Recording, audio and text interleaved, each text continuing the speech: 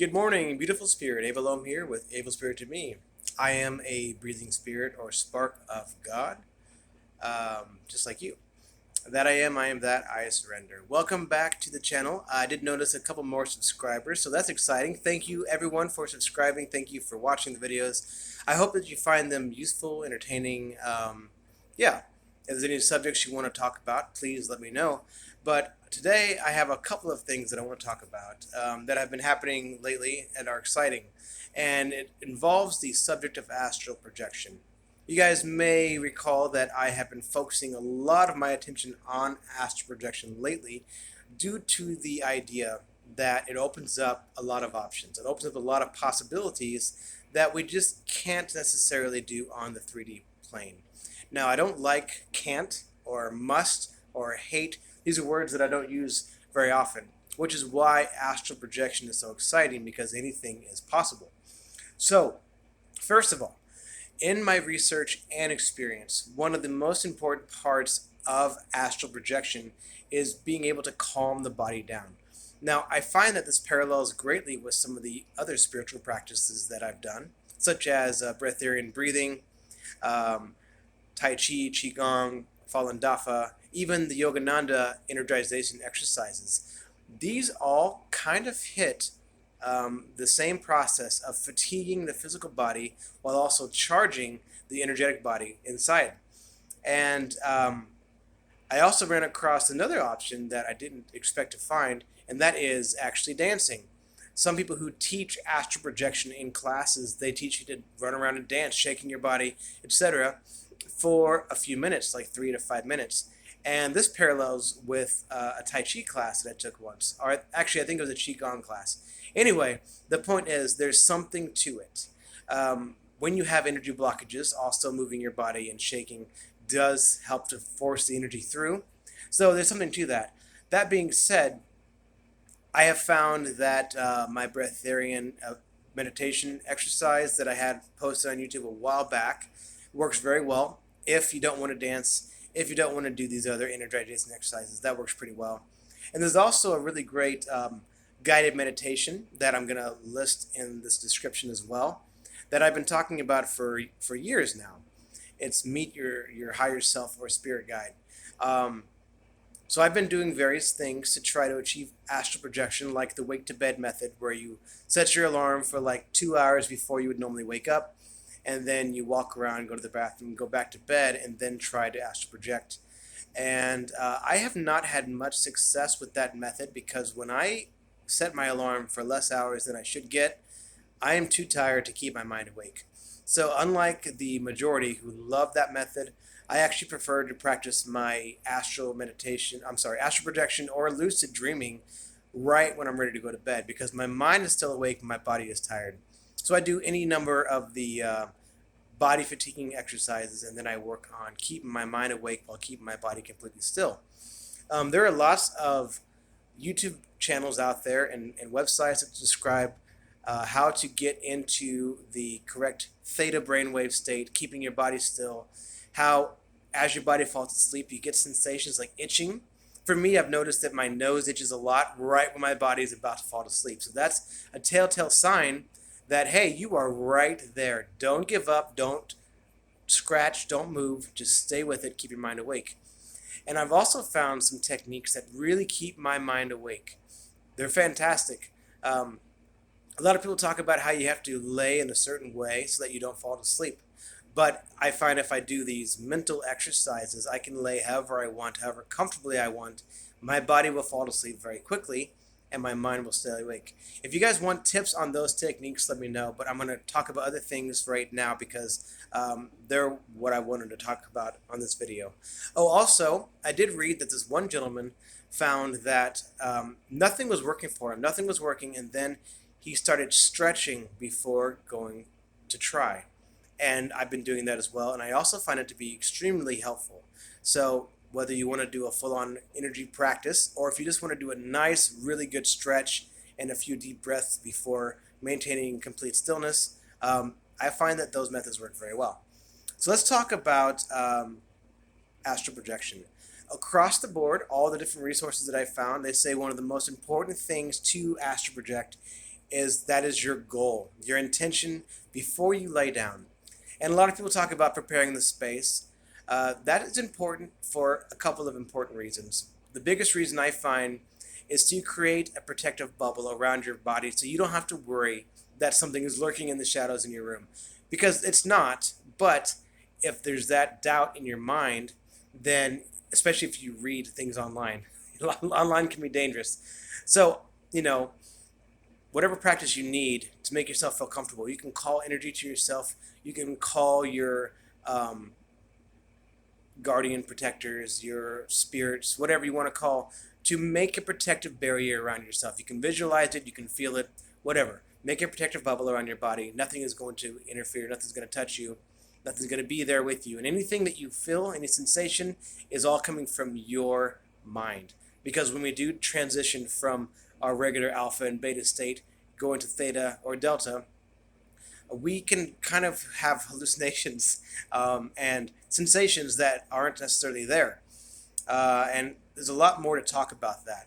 But set the intention you're going to astral project, create a protective bubble around your area. And then I was watching a video about someone who does distant viewing. I don't know if you guys believe in that, but it's been shown to work. CIA does it. It's pretty cool. And this person was saying that you have to make an intention of when and where and who you're going to go see, because you can choose you're going to be going to a certain time and location. Your subconscious is infinite. Your conscious is right here in the now, but your subconscious is infinite. Anytime, any location, and anyone you want to see there. So that is one goal that you can make. Your intention is important. Or you can let spirit decide, meaning you let your higher self, your guardian angels, or, spirit itself decide what experience you're going to have. So set the intention and go from there. Now, that being said, during my practice, I have found a couple of things, a couple of different methods that made it easier and some that weren't easy. One of the methods that I learned about was visualizing yourself in a location that you are used to. So they would say if you spend a lot of time in a certain room, get used to the details in that room. Every single nuance you can imagine. What's on the walls, the texture of the floor, how tall you are in the room, all these details. And then when you're laying down, keeping your mind awake, and you let your body fall to sleep, you visualize that location as well as possible. And after your body falls asleep, that place becomes more and more real, and then you are actually there. Now, what I learned in this lesson is that I had a very hard time visualizing these locations as well as I see them in my conscious awareness. So the lesson there, so the lesson there is that I need to spend more time during the day in my conscious awareness, slow down and focus on detail, because you have a very powerful ability, visualization. You can visualize and manifest, and it's like any other skill. It takes practice to get really good at it. So if you take your time during the day to visualize things better, look at something and focus on it, and then close your eyes and see if you can duplicate it in your mind as accurately and as clearly as possible. This is excellent practice for your lucid dreaming, your astral projection. And again, it was highly encouraged to do that in a room that you're used to being in. So when you do practice astral projection for the very first time, you can imagine or visualize the room that you want to be in.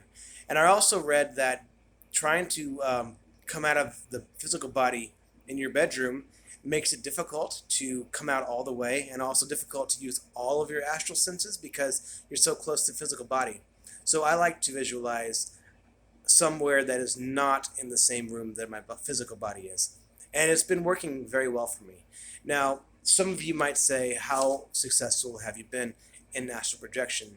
And it's very subjective, because some people will say the astral projection is more clear and more real than 3D reality. Well, that may be true, but what if your astral senses aren't very good at picking up detail yet? Then you start to doubt whether or not you actually astral project. And I choose to believe that I am astral projecting because my body is completely asleep and I am in another place. Now, it's not very clear. I can't hear yet, but I can see. So, yeah, maybe your astral senses get vivified and more clear with practice. That's what I choose to believe. You can choose to believe something else if you like. So, what I learned so far was to slow down during my day and really focus on the detail of the one sense that I do have during astral projection, which is vision. Now, I did the guided meditation that I'm going to post in this video, and I met a spirit guide and I asked about some things that have been bothering me lately. First of all, I want to know everything there is to know about the Kejiri Mudra. I want to know how it works physiologically and spiritually, if I'm doing it correctly, if I'm at the last stage or not, all these things, right? Because I want to know so I can tell you my personal experience. I also asked the spirit guide about a certain person that keeps popping up in my dreams and keeps popping up in my memory, and I don't want it. So I did the meditation. I was there, and I asked this being these questions. And again, I don't have hearing in my astral projections. I just have visions, and I have complete thoughts, which is really cool. So the first thought about this person, why is this person still coming up in my mind? The thought instantaneously was that it is the remnants of the ego. So growing up, my given name is Paul. So what the complete thought was, this is the remnants of Paul. Paulie is going away, and this is the ego fighting for the last remnants of holding on to things. So I liked that answer.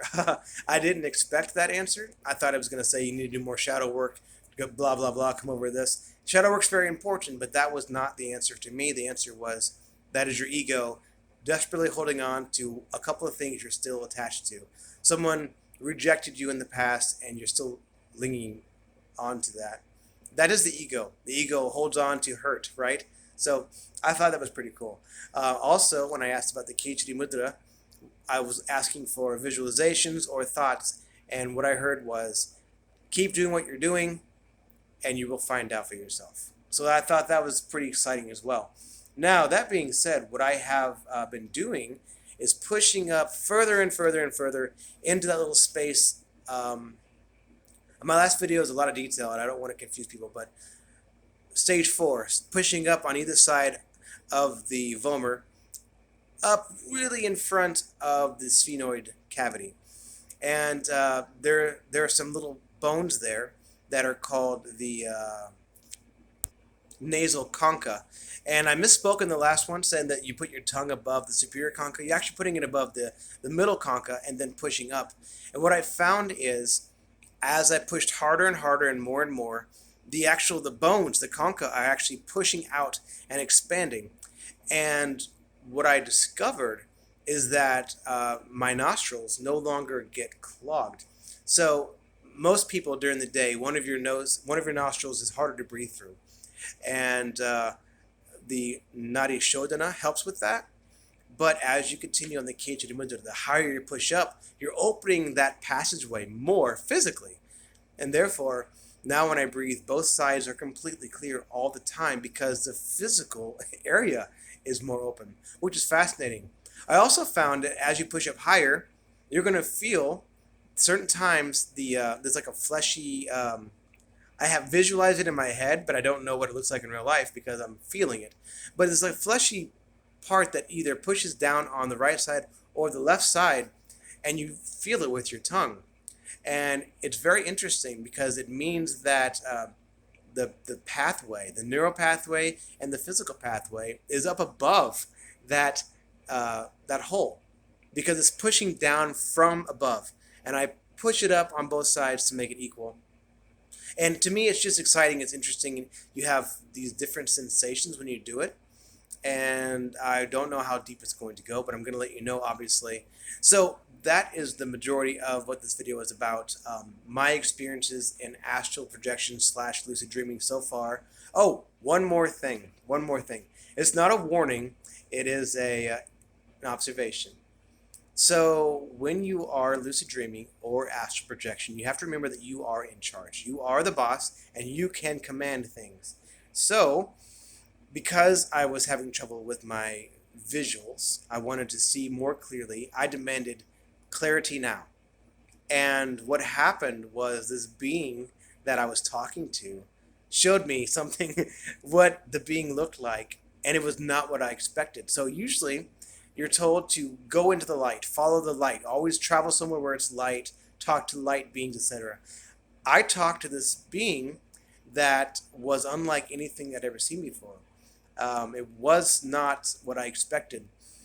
And I don't know if I'm supposed to divulge what I saw at this point because I don't want to deter anybody. But let's just say don't judge anything by its cover because the vibe, the feeling, the frequency was high and the information that I received was great, but the visuals was not what I expected. So when you are in these altered states of consciousness, if you are afraid, you can say, hey, help me become calm. You can demand things, but if you demand clarity now, just prepare yourself that you might not see what you think you're going to see. What I saw was much more similar to the depictions of angels in the Bible. And that sounds biased, I know, but I did not know what I was seeing, so I started researching, and yeah, I would say there are some parallels there. So I don't know what I saw. It doesn't matter. I saw a spirit guide helping me with great answers to my questions.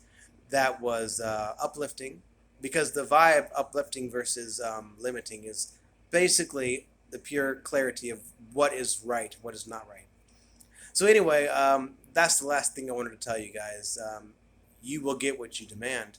So if you want to see nice things, say, I demand to only see pleasant things. If you demand clarity now, you might see something that is going to surprise you. Not in a bad way, just kind of cool. All right, that's all I've got. Hope you guys enjoyed the video. Please like, share, subscribe, or email me at rectorarendale@gmail.com if you have any questions or concerns. Thank you for watching. Be well. You know I will. Bye.